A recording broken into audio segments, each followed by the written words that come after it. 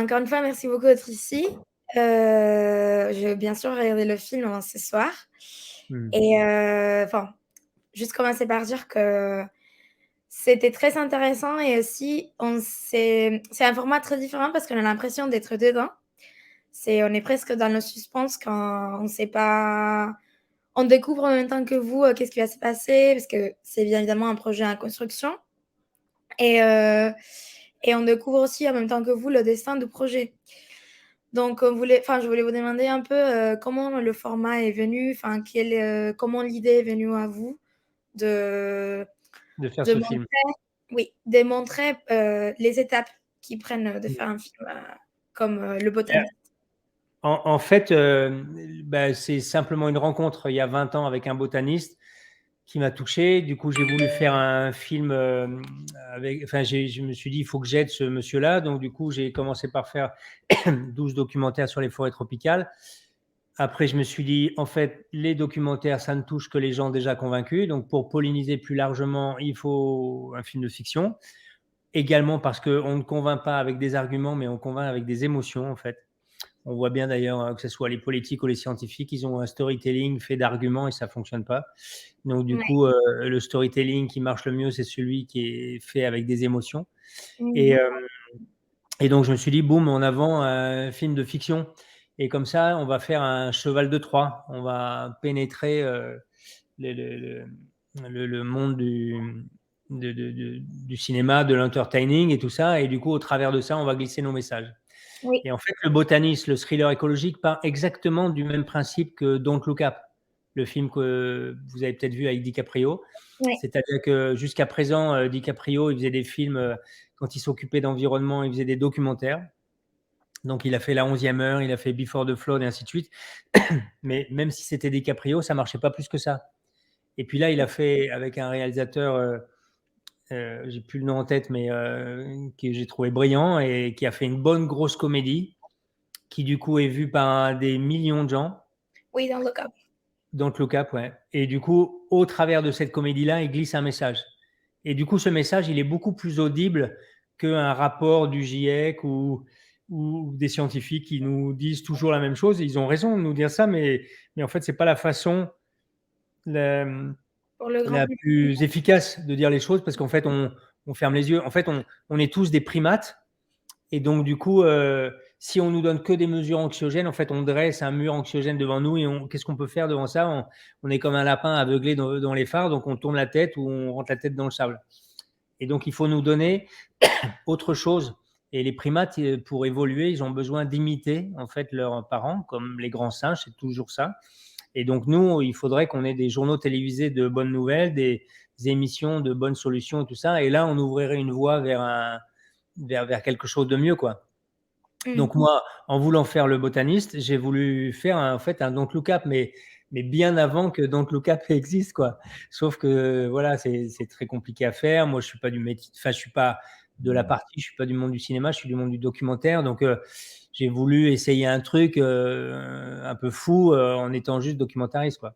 Et Poumon vert et tapis rouge, c'est simplement arrivé parce que quand j'ai commencé à faire ce chemin-là pour faire exister Le Botaniste, eh bien, j'ai été faire les cours Florent, non pas pour devenir comédien, mais pour comprendre comment un comédien fonctionnait, pour pouvoir mieux les diriger, les comédiens, si jamais un jour j'avais à en diriger certains.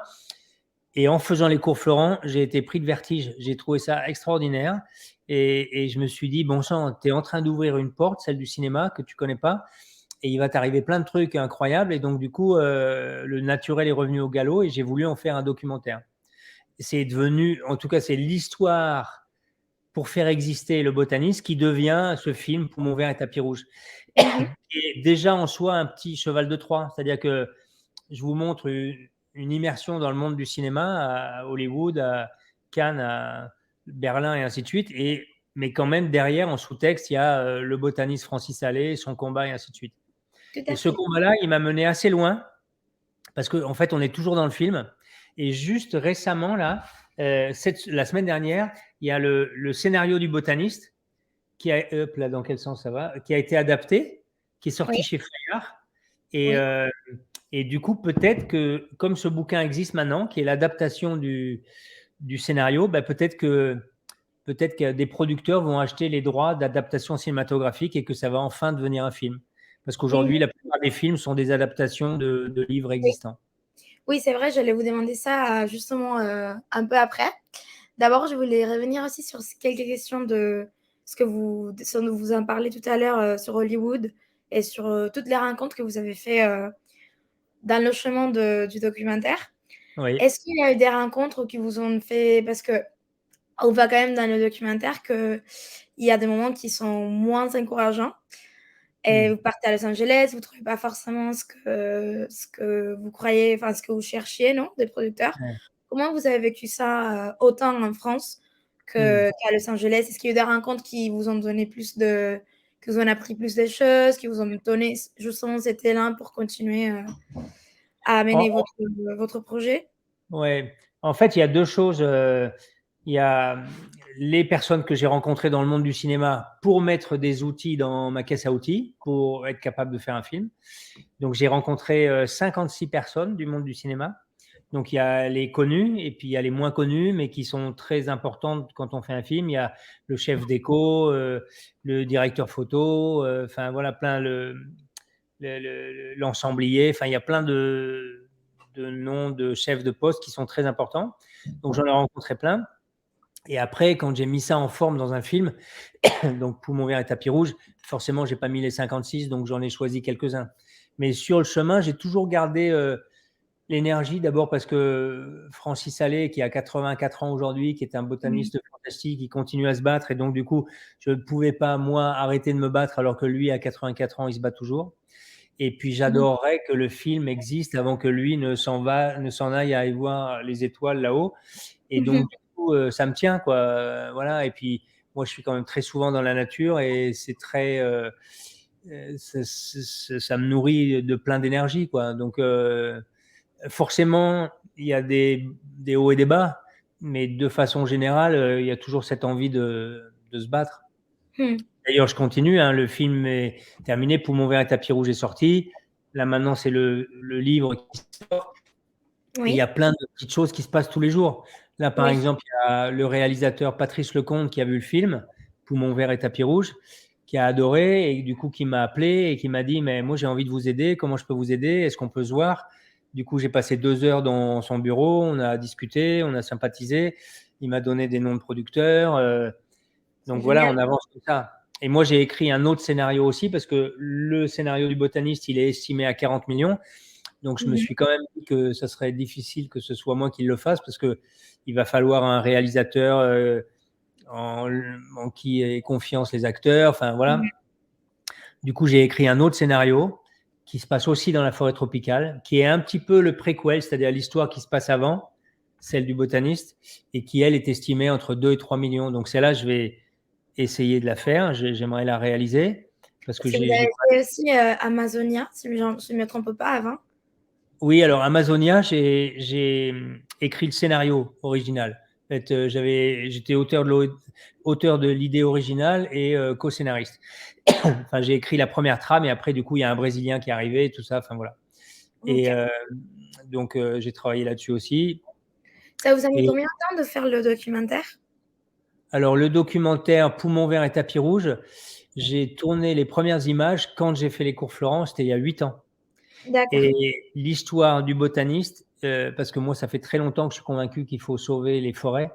Et j'ai pas attendu aujourd'hui, j'ai pas attendu que ça soit à la mode entre guillemets, mais Oui. j'ai écrit les premières lignes du scénario du botaniste il y a 19 ans. Ok. D'accord. Donc du coup, c'est pour ça que je suis content que ça se concrétise et qu'il y a un livre qui sorte aujourd'hui, dont les critiques sont très bonnes. Le gars qui a fait ça, Jean-Luc Bizien, il a fait une très belle adaptation du scénario. Et, euh, et donc voilà, 19 ans après, cette histoire que j'avais en main et que j'ai fait aussi avec un ami qui s'appelle Guillaume Medachevski, qui est réalisateur. Voilà, ça aboutit. Donc en fait, Poumon vert et tapis rouge n'est qu'une partie d'une aventure qui se continue toujours, quoi. Mais oui. Je voulais vous demander aussi, en fait, moi, je suis aussi quelqu'un de très, très engagé. Et, euh, et j'avoue que ça m'a un peu étonnée, même si je rencontre tous les jours les difficultés pour faire passer certains messages. J'avoue que ça m'a étonnée de voir comment vous avez vraiment rencontré des contraintes pour faire passer, enfin pour produire ces films. Mmh. Et à la fin du film, vous parlez aussi, quand vous êtes au Festival de Cannes, vous parlez aussi sur le fait que même s'il y a des acteurs, des réalisateurs qui, au fond d'eux, ils sont vraiment engagés sur ces thématiques, il y a une certaine barrière. Et ça me fait penser à ce que vous dites sur le cheval de Troie, parce que c'est même si en tant que personne on est engagé, il paraît qu'il y a une barrière pour faire passer ça au cinéma. Donc pourquoi En fait, la barrière, elle est toute simple. C'est que ça me rappelle une interview de Martin Scorsese, le réalisateur italo-américain, qui disait: le meilleur conseil que j'ai eu quand j'ai voulu commencer le cinéma, on m'a dit Martin, tu habites à Little Italy, qui est un quartier de New York, donc du coup tu fais tes films à Little Italy parce que tes histoires seront crédibles, parce que tu connaîtras chaque détail et ainsi de suite. Et tous les réalisateurs aujourd'hui, 99,9% des réalisateurs aujourd'hui sont des urbains, des gens des villes, ou alors des campagnes, on va dire, mais des petites villes, tout ça. Donc du coup, leur monde, c'est l'univers urbain, c'est le social, c'est le politique, c'est les agriculteurs dans les champs, c'est leur monde à eux. Et la nature, quand ils essaient de s'en approcher, ils n'ont pas les codes. Ils savent pas qu'il y a une petite liane qui imite les feuilles de chaque arbre sur lequel elle monte. Ils savent pas qu'une plante, elle arrive à anticiper pour aller s'accrocher sur une autre pour pouvoir monter vers la lumière. Ils n'ont pas ces codes-là. Donc du coup, quand ils vont vers la nature, qu'est-ce qu'ils font? Ils s'en servent comme décor, comme paysage. Mais ils vont pas aller plus loin. Même dans des grands films où la nature prend une place importante, on peut parler de Die Revenant avec DiCaprio. Ben, la nature, c'est un décor. Qu'est-ce qu'on apprend sur la nature à part qu'il fait froid dans la montagne? Et on n'apprend pas grand-chose. Quand on regarde même Into the Wild de Sean Penn, qui est un film que j'adore, bah, qu'est-ce qu'on apprend à part qu'il y a deux, trois plantes qui ne sont pas comestibles, quoi. Mais tout le reste, c'est du décor, c'est beau, c'est enneigé, c'est voilà. Mais on n'est pas au cœur de l'écosystème. La nature n'est pas le personnage. Et moi, j'adorerais que la nature soit le personnage. Mais pour ça, il faut des réalisateurs. Il faudrait que Francis Allais, le botaniste, soit réalisateur, ou que Tarzan ou Mowgli soient réalisateurs, et qu'avec leur connaissance parfaite du milieu, ils fassent une fiction comme Martin Scorsese à Little Italy. Il connaît parfaitement son quartier. Ben, il faudrait quelqu'un qui connaisse parfaitement la forêt, qui fait un beau film sur les forêts. Mais le problème qu'on a, c'est que moi, on va dire que je suis un privilégié. Je fais partie des gens qui connaissent bien la nature. En tout cas, moi, il y a plein d'années où j'y ai passé plus de 8 mois par an de ma vie. Mais du coup, on n'est pas des cinéphiles. C'est-à-dire que quand moi, je suis 8 mois par an sur le terrain, ça fait 8 mois où je ne peux pas voir de film. Et les 4 mois qui restent, ben, je rentre, je vois ma famille, je monte mes films et ainsi de suite. Donc, j'ai pas le temps d'aller énormément au cinéma. Du coup, je ne suis pas cinéphile. Donc, je n'ai pas leur vocabulaire à tous les gens du cinéma. Moi, les quelques repas ou réunions que j'ai fait avec des gens du cinéma, en une demi-heure, ils ont balancé 50 références de films. La lumière de tel film, le jeu d'acteur de tel autre, le directeur photo de tel et tel film, tout ça, voilà. Et moi, je suis là, bah, je suis désolé, j'ai pas vu ces films-là. Donc, au bout d'un moment, on n'a pas le même dialogue et en fait, on est presque pris pour un Mickey, quoi. Genre, mais ce gars-là, qu'est-ce qu'il vient faire dans notre discussion? Sauf que si moi, je les emmenais dans mon monde de la nature, et ça serait la même chose pour eux. Parce que j'en connais beaucoup de ficelles, même si je connais pas tout sur la nature. Et donc, c'est le problème de la juxtaposition de ces deux mondes, le monde de la nature et le monde du cinéma. Et si seulement on pouvait arriver à coopérer, ça donnerait des putains de beaux films. J'allais justement vous rebondir là-dessus parce que l'autre jour, je lisais un article sur le fait qu'on voit les sciences sociales et les sciences, on va dire les hard sciences, non, les sciences dures, les Mmh. maths, la biologie, comme deux choses complètement différentes. Et le article posait la question justement sur tout ce qu'on pourrait arriver à faire si on mélangeait ces deux forces, Mmh. et notamment pour des sujets d'actualité comme l'environnement, comme la santé, comme même les soucis, les problèmes d'intérêt social. Enfin, parce que tout ça, c'est des problèmes d'intérêt social, mais on les Mmh. voit complètement comme deux champs différents. Et, Mmh. et je pense qu'on a vraiment, comme vous dites, du mal à voir qu'on peut vraiment s'en servir les uns des autres pour faire Mmh. de synergies très, très subtiles. Mais du coup, vous êtes, je voulais vous demander un peu aussi sur vos par où vous avez-vous commencé? Vous avez commencé par le cinéma et puis vous avez eu votre intérêt sur, dans la nature? Ou vous êtes commencé comme, quelqu'un d'intéressé par la nature et après vous vous êtes dit: «Il faut que ça soit montré à tout le monde»? Moi, j'ai commencé en fait quand j'étais petit, j'ai été très tôt touché par la nature parce qu'en fait, c'est aussi des histoires de vie, hein, de parcours, hein, mais mon père était l'un des pilotes d'hélicoptère d'un explorateur polaire qui s'appelait Paul-Émile Victor, que votre génération connaît pas, mais c'était un grand explorateur polaire et du coup, c'est à une époque où il y avait pas internet, où il y avait pas la télévision. Moi, mes parents avaient loué la télévision en noir et blanc pour les Jeux olympiques. Donc du coup, on voyait pas le monde. Un gamin de 3 ans aujourd'hui, il a déjà tout vu. Mais moi, j'avais 7 ans à l'époque et les seules images que j'avais du monde, c'était quelques photos dans les bouquins qu'il y avait à la maison et dans les bouquins à l'école. Donc quand j'ai vu mon père fixer une petite caméra Super 8 à l'avant de son hélicoptère quand il allait en mission et il est revenu un jour d'Antarctique, il sort l'écran dans le salon, il envoie son projecteur avec la bobine de film là, ça faisait un petit truc comme ça. Et là, qu'est-ce que je vois? Je vois des icebergs, ça balade au milieu des icebergs et j'ai eu un choc visuel, un choc émotionnel et je me suis dit, je vais passer ma vie à aller voir ce qu'il y a là-bas, ailleurs, au-delà des horizons, quoi. Et j'ai un peu tenu cette promesse-là, c'est-à-dire que je suis parti très tôt en sac à dos avec un copain, on a fait plein d'expéditions en Europe, en Afrique. Après, on a créé les statuts d'une agence de presse itinérante avec 3 copains. On a fait les bureaux, c'était 2 vieilles tractions avant Citroën qu'on avait réparées. Et on est parti pendant 2 ans faire un tour du monde où on était tout le temps dans la nature, où on faisait des reportages de gens qui habitaient dans des coins pas possibles. Et Mmh. donc, de fil en aiguille, en étant sur le terrain et au contact de la nature, bah, j'ai pas voulu la lâcher, quoi. En fait, dès que je revenais dans les grandes villes, je m'ennuyais, quoi. Enfin, je trouvais que j'étais pas au cœur de l'essentiel. J'ai trouvé qu'on se mentait, qu'en fait, on s'écartait de l'essentiel et que notre société humaine ressemble de plus en plus à un élevage de poulets hors sol. C'est-à-dire qu'on se coupe complètement de la mère nature, de ce qui est, de ce qui nous donne notre raison de vivre spirituellement, mentalement et ainsi de suite. Mais en fait, on met une couche de béton, d'asphalte, de goudron, de tout ça entre nous et la terre. Et du coup, qu'est-ce qui se passe? Ben, on crée des problèmes sociaux, on crée des problèmes économiques, on crée des problèmes de cohabitation, on crée tout ça. Alors que là, dernièrement, j'étais en Namibie, où il y a des espaces incroyables. Il y a 2,5 millions d'habitants sur un territoire qui est, je ne sais plus exactement, mais presque aussi grand que la France. Ah ouais. Et là, on retrouve le bonheur de vivre sur Terre. C'est-à-dire qu'il y a de l'espace.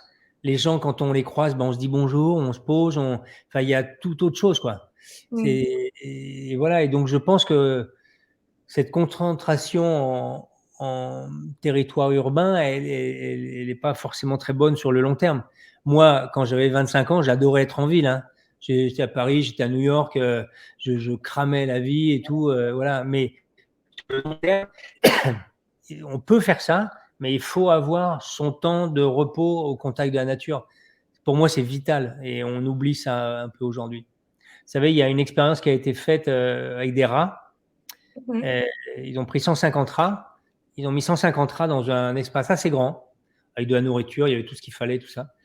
Et puis les rats, ils se croisent, ils font des petites mimiques avec leurs moustaches, comment tu vas, tout ça, enfin voilà. Et puis petit à petit, on réduit l'espace. Et il y a un moment critique qui est toujours le même, à partir duquel les rats se mettent à se bouffer entre eux. Et ça veut bien dire ce que ça veut dire. Ça veut dire que quand on a de l'espace vital et que c'est aussi beau, et ben, du coup, il n'y a pas de raison d'être en guerre avec son voisin ou de s'accrocher ou ainsi de suite. Et dès qu'on réduit les espaces vitaux, et ben, ça crée ces tensions-là. Et il ne faut pas s'en étonner, en fait. Mmh. Donc, du coup, ça pose quand même le problème de la surpopulation, notamment dans les pays qui consomment beaucoup, parce qu'il y a plein de pays où il y a beaucoup de gens, mais ils consomment peu. Donc, ça pose ce problème-là. Ouais. C'est vrai que c'est, quand on regarde le film, ça donne des réflexions qui vont au-delà oui, juste, il faut sauver la forêt, mais il faut carrément changer nos habitudes de consommation, de la façon dont on vit. Comme vous dites, on met des couches de goudron, de béton entre nous et la nature. Et c'est vrai que, comme vous dites, Mmh. les résultats sont évidents Et et sans stress. oui et puis on parle de consommation. Il ne faut pas se leurrer. C'est-à-dire que le monde aujourd'hui ressemble à la façon dont on consomme. Et quand on parle des politiques qui n'arrivent pas à gouverner parce qu'il y a les lobbies industriels qui sont au-dessus, mais les lobbies industriels, c'est nous. C'est nous qui leur donnons la force. Il y avait un humoriste qui s'appelait Coluche qui disait c'est simple, hein, si j'achète pas, ils vont pas vendre. Mmh. Les lobbies industriels, ils ont la force du fait qu'on achète ça et ça, des besoins qu'on s'est créés, de tout ça. Et les lobbies, c'est ça. Et moi, je trouve qu'aujourd'hui, là, on va bientôt voter.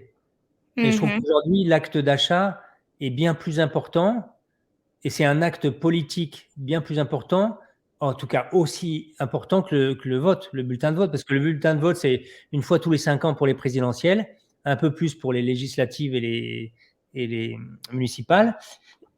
Mais l'acte d'achat, c'est tous les jours, ou quasi tous les jours. Et il n'y a pas de plus important acte politique que l'acte d'achat. C'est-à-dire que moi en ce moment, enfin là c'est un peu plus difficile, je suis en itinérance, mais j'essaye de me faire des petits défis qui durent pas forcément des mois et des mois. Hein. Je suis pas le plus vertueux, hein. Mais par exemple en ce moment quand je rentre du marché, enfin quand je rentre de faire mes courses, j'essaie de pas avoir de plastique dans mon cabas. Parce que le plastique, ça pollue, parce que souvent les contenants de plastique, ben, en fait, ils ont servi 20 minutes parce qu'on vous le met dans une barquette, on vous met votre salade dans une barquette de plastique, vous faites le transit jusque chez vous, vous sortez la salade et puis vous jetez le plastique. Donc, on a fabriqué du plastique pour un temps de un quart d'heure de course, quoi. Et bon, ben, je veux lutter contre ça. Et ça, c'est bien plus un acte politique militant et efficace que de se dire, bon sang, je vais voter pour qui? Donc, pour moi, le véritable bulletin de vote, il est dans la façon dont on consomme. C'est super ça. Je pense qu'on Mmh. va retenir ça après l'entretien. Et Ouais. je voulais vous demander aussi, pour tout ce que vous transmettez dans le film, comme vous dites, la façon de convaincre les gens, c'est par l'émotion. Est-ce que Ouais. vous croyez que vous avez réussi à faire ça avec le documentaire? Ou est-ce que vous croyez que ça passera plutôt par le botaniste? Non, ça passera. Alors peut-être qu'il y a eu quelques petits moments dans le documentaire qui ont touché les gens, hein, comme l'orang-outan quand il est bousculé par Mmh. la pelleteuse là. Euh, et puis peut-être qu'ils auront été touchés par le combat du botaniste, de Francis Allais, qui est quelqu'un d'assez âgé, qui est une véritable bibliothèque vivante, qui en connaît énormément sur la forêt. Euh, mais je pense que ça viendra plutôt par le botaniste, par le thriller écologique, D'accord. qui a le cinéma a quand même tous les moyens je sais pas le Covid, hein, d'amener de l'émotion. Et bien sûr qu'on convainc plus avec de l'émotion. Vous prenez, et pas avec les arguments, vous prenez deux personnes, une de gauche, une de droite. Ils se retrouvent à une réunion familiale ou une discussion de bureau. Ils vont s'envoyer leurs arguments. Ils vont se quitter. Il n'y en a pas un qui aura bougé d'un iota. Alors que vous prenez les deux mêmes personnes, s'il y en a un qui a une histoire touchante qui va faire chialer l'autre, ou en tout cas lui arracher l'âme, ou en tout cas l'émouvoir, là, il y a un chemin de convergence possible et là, ils peuvent discuter. Mais si c'est juste des arguments, ça sert à rien, c'est inutile. Et d'ailleurs, que ce soit les politiques ou les scientifiques, même ceux du GIEC, qui nous balancent des arguments depuis je ne sais pas combien d'années, ben on voit bien que c'est inutile, que ce storytelling-là, enfin, ok, il prêche des convaincus, il solidifie une base qui est là et qui y croit, mais qui est tellement petite par rapport aux 7 milliards d'individus qu'on est, que il faut, enfin, voilà, c'est pas le bon chemin. Et Mmh. le cinéma, malgré le fait que cinéma et nature soient difficilement conciliables, le cinéma a un énorme rôle à jouer Bien sûr. dans cette bagarre d'aujourd'hui. Bien sûr, c'est pour ça qu'on fait le festival aussi, parce qu'on en est Oui, convaincus que bah, Cinema for Change, c'est juste. Enfin, moi, quand j'ai vu ce titre-là, j'ai rencontré Marc oui, euh, il n'y a pas longtemps, là, à une soirée justement où on parlait d'environnement. Et je suis persuadé de ça, qu'il faut passer par un autre storytelling pour faire bouger les choses. Parce que les gens sont quand même conscients que la planète, enfin, une grande majorité des gens sont conscients que la planète va pas bien. Mais ça suffit pas. Ce qu'il faut, c'est amorcer des changements de comportement. Et ces changements de comportement, on ne les fera que via l'émotion. Je vois le film Blood Diamond qui était avec DiCaprio, Oui. qui était sur le trafic illégal de diamants. Ben, moi, j'ai eu des gens autour de moi que j'ai croisés, que j'ai rencontrés, avec qui il y a eu des débats et tout ça. Et il y a des gens qui me disaient, ben, c'est vrai que nous, pour nos fiançailles, on voulait s'acheter un diamant, une bague, Mm. un petit diamant. Ben, Mhm. c'est vrai qu'après avoir vu Blood Diamond, on s'est dit, ben, est-ce qu'on achète ça? Ou en tout cas, à minima, on vérifie la provenance, quoi. Ouais. Voilà. Non, bien sûr, Aujourd'hui, ça a un impact. mais Ça a ça un impacte impact. complètement différemment parce qu'on arrive par l'émotion, ça nous touche, donc on a envie de faire quelque chose. Alors que si on Mhm. nous balance des chiffres, d'abord on nous en balance depuis 30 ans des chiffres, mais ça Ouais. n'a pas fait bouger les choses, quoi. Et puis on voit aussi qu'il y a des gens derrière. Quand vous êtes parti, vous avez rencontré la personne aborigène qui est venue aussi à l'Assemblée de l'ONU aussi. Ça, Oui, je pense que quand on met des têtes sur des problématiques ou sur ouais. des histoires, je Hmm. pense que c'est complètement efficace. Il y a un truc très important aussi, c'est que on est dirigé par des gens qui sont pas intelligents. Je veux dire par là, c'est un peu provoque, hein, mais pas intelligents holistiquement parlant. C'est-à-dire qu'ils n'ont pas la vision globale. La meilleure preuve, c'est que parmi les plus gros cerveaux du monde, comme Richard Branson et Jeff Bezos, ils nous font Mm. du tourisme spatial à un moment où les enjeux planétaires sont quand même bien ailleurs, alors que c'est des cerveaux brillants. Mais eux, ils ont été élevés de façon très spécialisée. Ils ont eu 17-18 de moyenne, je suis sûr, à l'école. Ils ont avancé, ils se spécialisent soit en économie, en commerce, ou ainsi de suite. Mais ils n'ont pas la vision globale et ils n'ont pas l'environnement avec eux. Et donc ça, c'est le constat négatif. Et je pense que les gens qui sont à la tête de nos États et de nos grosses entreprises aujourd'hui, ils n'ont pas de vision holistique non plus. Donc ils sont brillants, ils sont intelligents, mais de façon très spécialisée. Ils n'ont pas de vision globale. Et il y a quelque chose qui est assez positif, parce qu'il faut toujours essayer de voir le positif, hein, sinon on ne va pas s'en sortir. On est un peu condamné à l'espoir. Le positif, c'est que, par exemple, il y a quelques années, il y a les grandes écoles HEC qui ont mis de l'environnement dans leur programme. Ça a fait un peu tache d'huile. Il y en a eu sur Sciences Po, Polytechnique, enfin, il y a eu plusieurs grandes écoles. Et qu'est-ce qui s'est passé? Je crois que c'est il y a 2 ans de ça, qui n'aurait pas pu se passer encore il y a 3 ans. C'est que Total a voulu mettre un labo privé au cœur de l'école Polytechnique, parce que la plupart des ingénieurs de Polytechnique, des ingénieurs de Total venaient de Polytechnique. Bah, Mm. les étudiants ont fait grève, ils ont manifesté et ils ont bouté Total en dehors de l'école. Bon, qui est allé s'installer pas très loin, à 300 mètres, hein, mais ils n'ont pas été dans l'école. Et il y a même eu une tribune des étudiants d'HEC, d'autres grandes écoles, qui ont dit, nous, on ne travaillera pas pour Total et on ne travaillera pas pour des grosses sociétés qui ne sont pas en lien avec le développement durable. Preuve que quand on met dans l'éducation une vision plus holistique de l'intelligence, eh bien, du coup, on a une gouvernance plus intéressante. Et donc, il faut espérer qu'on remette. Il y a un monsieur qui s'appelle Gilles Boeuf, qui était l'un des présidents du Muséum d'histoire naturelle de Paris, et qui disait il faudrait mettre l'écologie comme matière à l'école dès le plus jeune âge, comme les maths, comme le français, et ainsi de suite.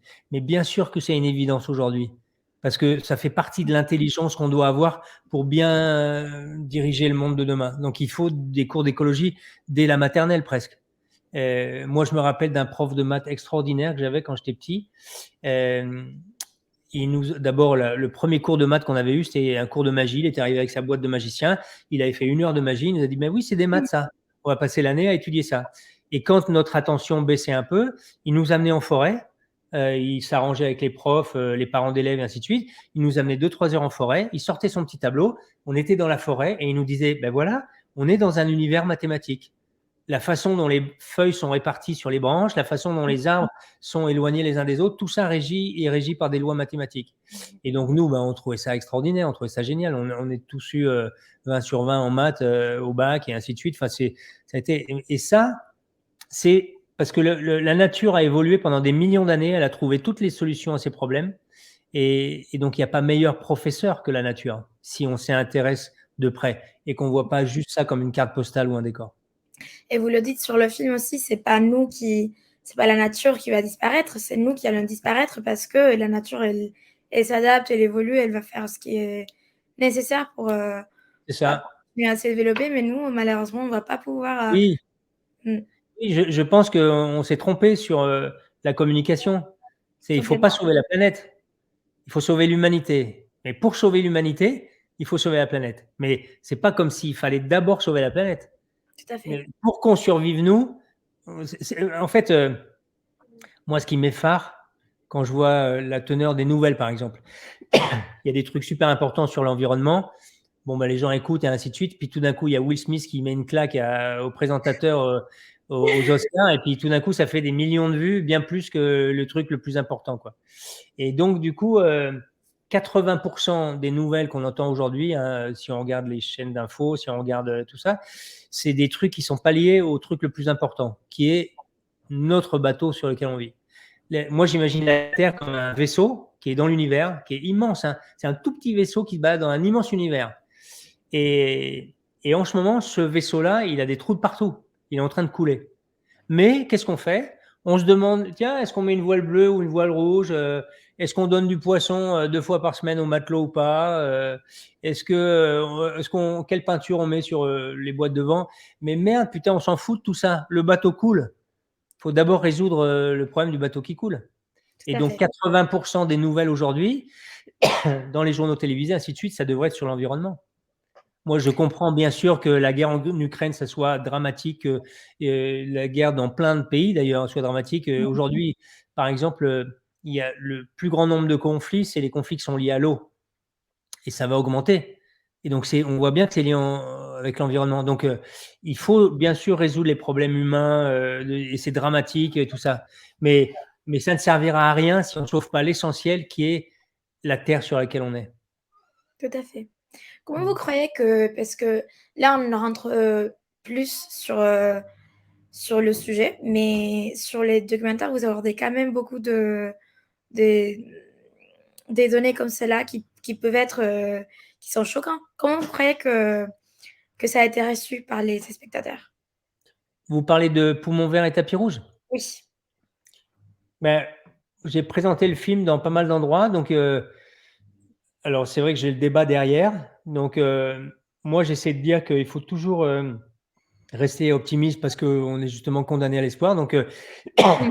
il y a des milliers de gens à travers la planète qui se bougent pour que ça aille mieux, mais on parle jamais d'eux parce qu'il y a toujours un truc qui va mal et dont on va parler plutôt que de parler de leur action, quoi. Et donc ça déjà, il faudrait inverser la tendance. Et donc j'en parle pas mal quand je présente le film. Et les gens voient aussi beaucoup dans le film, bizarrement, ça c'est un truc auquel je m'attendais pas, mais en fait ils voient surtout le gars qui s'accroche à ses rêves et qui lâche pas, quoi. Donc en fait il y a pas mal de jeunes qui sont venus me voir et qui m'ont dit en fait votre film il est génial, ok vos forêts tout ça, on va faire gaffe, on va faire un peu plus Mmh. attention, mais pour nous la grosse leçon c'est que nous, en tant que jeunes, on est dans une société assez anxiogène, donc on nous donne plein de raisons de baisser les bras. Et puis de vous voir vous agiter pour une cause et de pas lâcher, ben, en fait, ça nous donne le moral pour nous y mettre aussi, quoi. Complètement. Preuve qu'on est des primates et qu'il faut nous montrer l'exemple. Et en fait, on devrait pas arrêter. Il devrait tous les jours. Je ne sais pas si vous aviez vu le film Demain. C'est un documentaire qui est sorti au cinéma, qui a eu plus d'1 million d'entrées et qui montrait plein de solutions. Ben, il faudrait un film comme ça tous les mois. Il faudrait un film de fiction comme Don't Look Up là, de DiCaprio. Il en faudrait un tous les mois aussi. Et là, on arriverait peut-être à lancer une tendance qui aille vers oui, il y a plein de gens qui se bougent le cul, et donc suivons ces gens-là plutôt que de regarder en permanence des mauvaises nouvelles qui nous mènent à rien. Ouais. Oui, complètement. Pour finir, parce que, ça a été très, très intéressant, mais on voudrait savoir aussi, comment vous envisagez les prochaines étapes pour, le botanisme? Vous m'avez dit qu'il y a quelques semaines, vous avez eu des nouvelles, d'un Mm. producteur qui est intéressé sur le Ben, projet. il y a plusieurs choses là. Il y a un acteur assez connu en France, mais pour le moment, comme on est en discussion, je ne veux pas citer son nom, mais il y a un acteur assez connu qui est en train de lire le scénario du botaniste. Il y a le bouquin qui est sorti, qui a une bonne presse là. On était au Quai du Polar à Lyon, qui est le plus gros événement du polar en Europe. Donc du coup, et là, l'auteur a beaucoup signé. Donc du coup, l'idée c'est de faire exister le botaniste, probablement dans les mains d'un réalisateur chevronné, en qui des acteurs connus et confiance. Donc ça serait une chose. Je dois aller à Los Angeles là dans pas longtemps parce qu'il y a un des 10 plus gros festivals des États-Unis là, qui s'appelle Dances with Films, qui a sélectionné le film, qui voudrait que je vienne, qui voudrait que je rencontre des distributeurs, des éditeurs et ainsi de suite, parce qu'on va essayer de faire traduire le botaniste en anglais. Donc il y a tout ça qui se passe. Et puis moi, il y a l'autre scénario que j'ai écrit, que je vais essayer de faire produire, qui est aussi une histoire de forêt, mais qui n'est pas un thriller écologique, qui est plutôt une comédie familiale. Voilà. Et qui se passe dans une cabane perchée. Voilà, j'ai mis 3 ans à écrire le scénario. Il est achevé. J'ai quelques petites touches à revoir. Et après, je vais essayer de faire ça. Donc, c'est un chemin multiple, quoi. Voilà. Vous croyez que ça va passer par le livre pour le cas de Poumon vert tapis rouge? Poumon vert et tapis rouge a donné ce scénario, Le botaniste, qui devient un bouquin.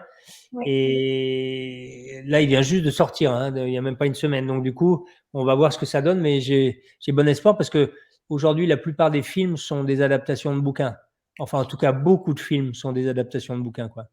Et en fait, c'est pour une bonne raison, hein. Il y a des producteurs qui m'ont dit, le problème, Luc, aujourd'hui, c'est que les gens écrivent assez vite et donc, du coup, il nous faut lire 15 scénarios pour en trouver un de bon, alors qu'on a plein de gens autour de nous qui lisent des bouquins et il y a toujours un copain ou une connaissance qui vient nous mettre un bouquin sur la table en disant « tu devrais le lire, ça ferait un bon film ». Donc, j'espère qu'une chose, c'est qu'un jour, il y a quelqu'un qui lise ça et qui aille le poser sur la table d'un producteur et qui dise « vous devriez le lire, ça ferait un bon film ». C'est super. Est-ce que vous avez une dernière actualité à nous partager, un conseil? Personnellement, je dois dire que, comme vous avez dit, on est condamné à l'espoir. Ouais. Mais c'est vrai que des fois, c'est difficile, surtout parce que j'ai l'impression que notre génération est un peu surchargée de Oui. tous les problèmes. Enfin, c'est-à-dire, il y a l'environnement, il y a tout. Donc, c'est vrai que pour moi aussi, ça a été très important de voir votre documentaire parce que ça donne l'espoir et ça donne envie aussi de partir, faire des choses, voir qui on rencontre et faire des liens qui puissent donner quelque chose. Ouais. Oui, mais il y a plein de belles choses à faire. Après, moi personnellement, mais c'est parce que je suis de la vieille génération, je trouve qu'effectivement, vous êtes un peu victime, c'est pas de votre faute, hein, mais parce que c'est la société qui a avancé comme ça, mais un peu victime de tout ce qui se passe sur, les téléphones et ainsi de suite. C'est-à-dire qu'en fait, nous avant, j'ai l'impression qu'on vivait plus notre vie et qu'on faisait des choix et qu'on vivait notre vie et aujourd'hui, moi, j'ai l'impression qu'il y a une grosse partie du temps qui est passée à regarder la vie des autres. Qu'est-ce qu'ils font et tout ça, mais soi-même, qu'est-ce qu'on fait? Et je trouve que c'est important. Donc du coup, vous savez, il y a dans certaines grandes écoles comme Sciences Po, ils ont des cours, enfin on a entendu parler, puis j'ai quelqu'un qui est élève là-bas, donc du coup, j'imagine qu'il me raconte pas des cracks. Ils ont des cours où on leur apprend à se «désintoxiquer» entre guillemets des téléphones. En disant: «Il faut que vous restiez sous contrôle de ça», parce que c'est comme une drogue. Donc du coup, si vous tombez dedans après, c'est néfaste pour la capacité d'analyse, c'est néfaste pour la capacité de réflexion, c'est néfaste pour plein de choses. Du coup, il faut apprendre à se déconnecter et donc du coup, ils ont des exercices où des fois pendant 24 heures, ils doivent pas toucher à leur téléphone. Bon ça fait quand même assez peur de se dire que Oui, ces gens-là qui vont être, à la tête de nos entreprises, de nos États, ainsi de suite, on leur apprend aujourd'hui à se déconnecter du téléphone.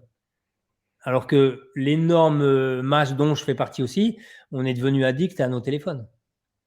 tout passe par Voilà, donc ça nous entraîne là-dedans. Donc, moi, en mot de fin, je dirais oui, apprenez de temps en temps à vous débarrasser du téléphone qui n'est là que pour vous donner la plupart du temps des données anxiogènes. Et qu'est-ce que vous voulez faire positivement de votre vie pour aller devant et faire sa vie à soi et pas rêver celle des autres, quoi. Voilà. Et ça c'est prend du temps parfois, ça prend 10, 20 ans parce qu'aujourd'hui, on veut aussi que tout aille vite et on veut être, roi, chef de la Star Academy ou gagner The Voice, la semaine prochaine ou ainsi de suite. Mais il y a des parcours qui mettent des décennies et qui sont des très beaux parcours. tout à fait. Donc voilà. Et pour finir, je dirais, puisqu'on parle de forêt dans Poumon vert et tapis rouge, je dirais que il faut faire attention à ce qu'on achète comme bois. À minima, même si c'est pour acheter une ramette de papier pour son imprimante, il faut à minima regarder s'il y a le label FSC ou PEFC dessus, Mmh. qui sont pas les, enfin, il n'y a pas de bon label, mais il y a les, les moins pires des labels, on va dire. Voilà, il n'y a pas de label qui permettent d'exploiter la forêt de façon pérenne, mais les moins pires des labels, c'est PEFC et FSC. Donc il y a ça. Et puis la deuxième action que vous pouvez faire, c'est aller planter un arbre avec vos frères et sœurs, ou avec vos parents, ou avec vos grands-parents. Et planter un arbre, parce que d'abord, il faut se renseigner un peu comment je le plante, à quel moment, à quelle période, quel arbre, dans quelle région. Euh, et, mais c'est toujours un acte fondateur. C'est quelque chose qui va graver plein de choses dans votre tête pour longtemps. Et surtout en le partageant avec des gens. Donc c'est quelque chose de très fort de planter un arbre. Moi, je vois pour nos 2 enfants, à chaque fois qu'ils sont nés, enfin, quand les 2 sont nés, on a planté un arbre à chaque fois. C'est un geste que j'oublierai jamais, quoi. Voilà. Et Mmh. aujourd'hui, je les vois grandir, ils poussent, ainsi de suite, c'est magnifique, quoi. Donc, il faut se reconnecter avec la nature. Et si vous n'avez pas de terrain et que vous n'avez pas de balcon et pas de terrasse, ainsi de suite, c'est pas grave. Vous allez acheter un plant dans une pépinière et puis vous faites une rando et puis vous le plantez avec vos copains ou votre famille dans un coin et vous referez cette rando chaque année ou je sais pas tous les combien et vous verrez votre arbre grandir dans un coin de sauvage ou autre et ça vous fera bien plaisir. Merci beaucoup. Voilà.